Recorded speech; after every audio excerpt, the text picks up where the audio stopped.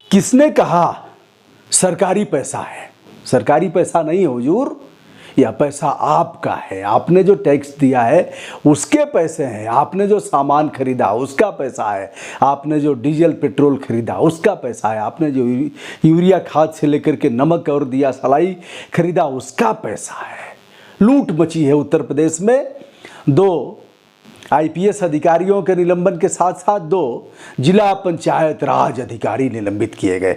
एक सुल्तानपुर में, दूसरा गाजीपुर में। एक को तो मैं जानता हूं गाजीपुर का, कई बार हमने सवाल भी उठाया, लेकिन सुनता कौन है? मैंने बताया एक भ्रष्ट जिला पंचायत राज अधिकारी है और लूट मचाया है।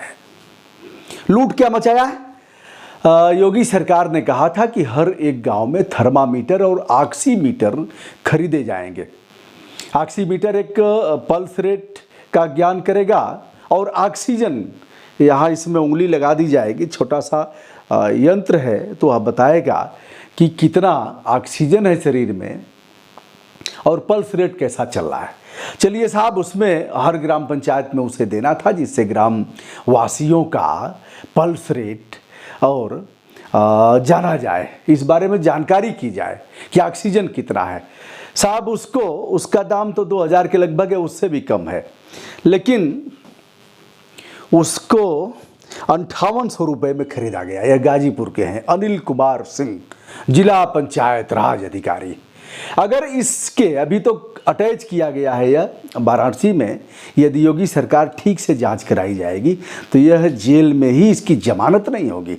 इतना बड़ा भ्रष्ट अधिकारी। ऐसे ही पूर्व का सीडीओ था, वर्तमान का भी होगा, अभी गाजीपुर के डीएम का। कई बार मैंने खुल करके कहा था कि यह भ्रष्टतम अधिकारियों में से एक है। ट्रांसफ़र हो गया, कहीं यहाँ से कहीं भेजा गया है, कोई और डीएम साहब आ गए हैं। यह है गाजीपुर के जिलाधिकारी अनिल कुमार सिंह। इसके महाविद्यालय, कई कॉलेज और फर्जी गाड़ियां चलवाता था। कौन सुनेगा भैया? ये बात ब्रजभूषण दुबे कह रहे हैं, यह तो एंटी भाजपा है, इसलिए इसकी बात नहीं सुनना है। हर बात में इसको बुराई दिखाई देती है। बेटा, अच्छाई तो सब दिखाई रहे हैं। एक तरफ से अच्छाइयाँ दिखाने वालों की कमी नहीं है, तो कोई तो अगर दिखा रहा है सच बात तो उसको सुन लिया करो, और अगर लग रहा है कि कुछ करना चाहिए तो उस पर करना चाहिए, लेकिन करेंगे नहीं। दूसरे डीपीआरओ साहब हैं सुल्तानपुर के। सुल्तानपुर के डीपीआरओ साहब ने क्या किया कि दोनों डीपीआरओ ने ई टेंडर, जो शासन का सख्त आदेश था कि ई टेंडर के माध्यम से टेंडरिंग की व्यवस्था है। जब मैं जिला पंचायत का मेंबर था तो टेंडर नहीं किया गया था, उसमें धांधली थी। मैं पहली बार बैठा था और ई टेंडर की मांग किया था। तत्पश्चात कुछ दिन बाद ई टेंडर की प्रक्रिया शुरू हुई। कई लोगों ने बताया साहब जिसका कहिए उसका कर दें, ये सब तो चलता रहता है।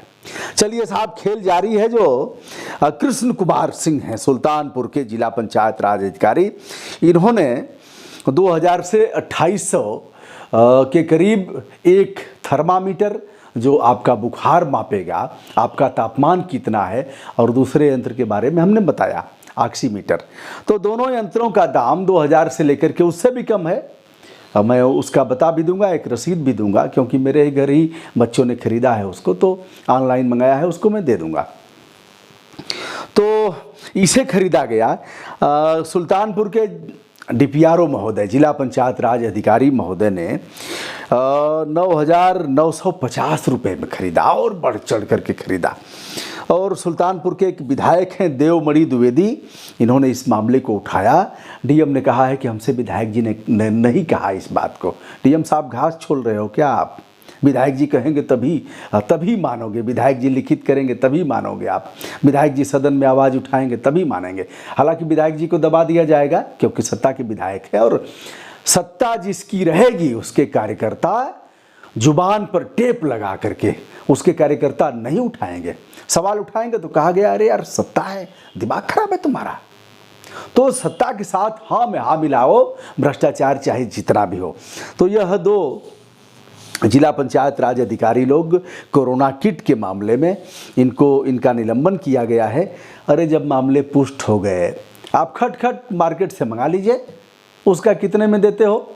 इन लोगों ने खरीदा है, ई टेंडर का उसका पालन नहीं किया है, मनमानी कंपनियों को दिया है, चहेते ठेकेदारों को दिया है। तो फिर अब तक जेल में क्यों नहीं? जेल में डाल दो ना। अपराध दर्ज करा करके सुसंगत धाराओं में, और जो किया है इन लोगों ने 7 साल से अधिक के कारावास की सजा है। इन लोगों ने कूट रचना किया है, इन लोगों ने फ्रॉड प्ले किया है, इन लोगों ने वित्तीय अनियमितता किया है, इन्होंने सरकार के धन का अपव्यय किया है। तमाम इस तरह के सुसंगत अपराध, संज्ञेय अपराध इन पर कारित हो रहे हैं। बचा क्यों रहे हो? जेल में डाल दो इनको। जेल में डालने लायक नहीं है। यह किसका पैसा है? आम जनता का पैसा है, जो हमारे पर टैक्स।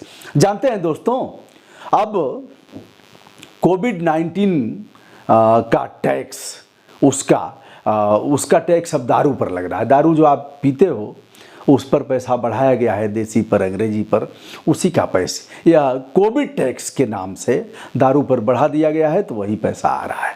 तो भैया इस पैसे की जानकारी तो आम आदमी को रखना ही पड़ेगा।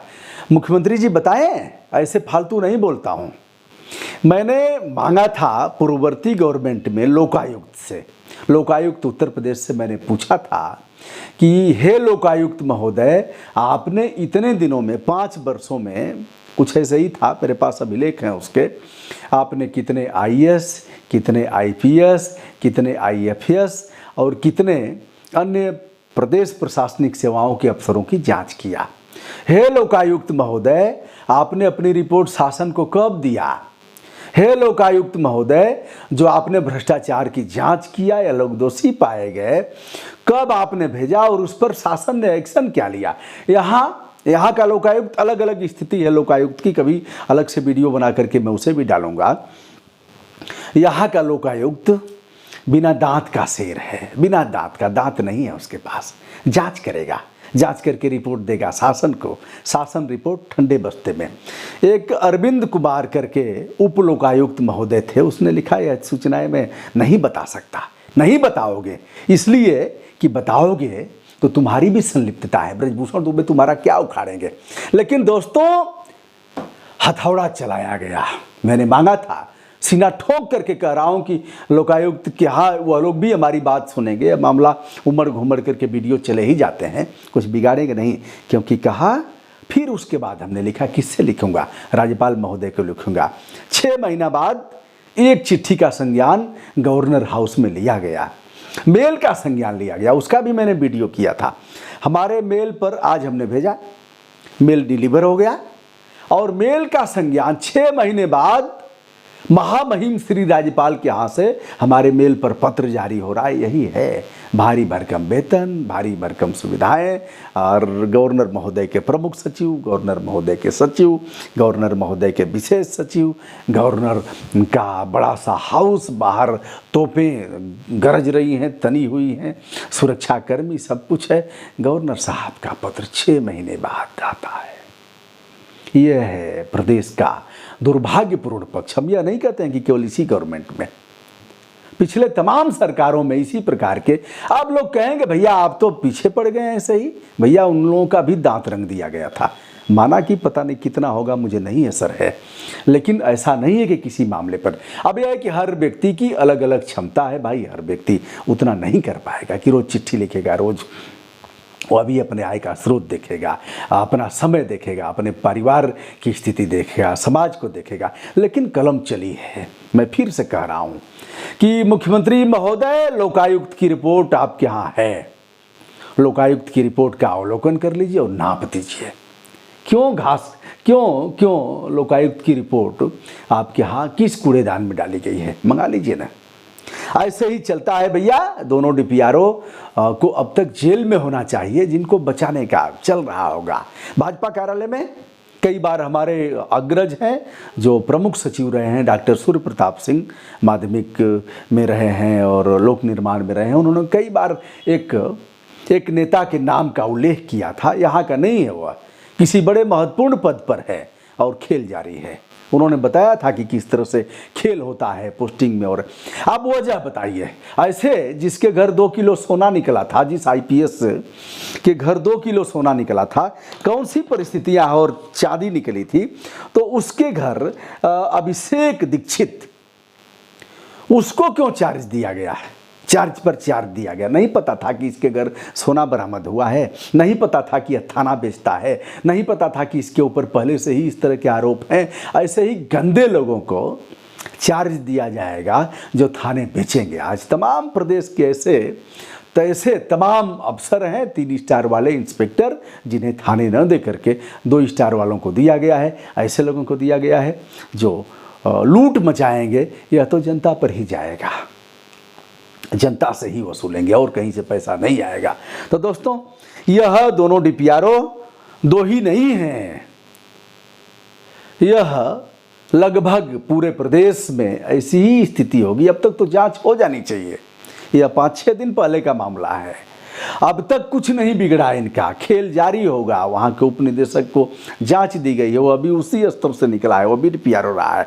DPRO से प्रमोशन करके खेल शुरू हो जाएगा, लोग भूल जाएंगे, फिर कोई अगला घोटाला आएगा, फिर लोग अगले घोटाले पर चर्चा करेंगे। तो यह रहा भैया, अभी यही घोटाला नहीं है, अभी तो तमाम घोटाले आपके सामने आएंगे। जिस तरह से लूट जारी है, समय समय पर अपने फंडामेंटल ड्यूटी का पालन करता रहूँगा। मैं हूँ ब्रजभूषण दुबे, यूट्यूब चैनल ब्रजभूषण मार्कंडे से आज इस विषय पर चर्चा कर रहा हूँ। आगे भी बताऊँगा, जुबान को रोका नहीं जा सकता, जुबान तो चलेगी।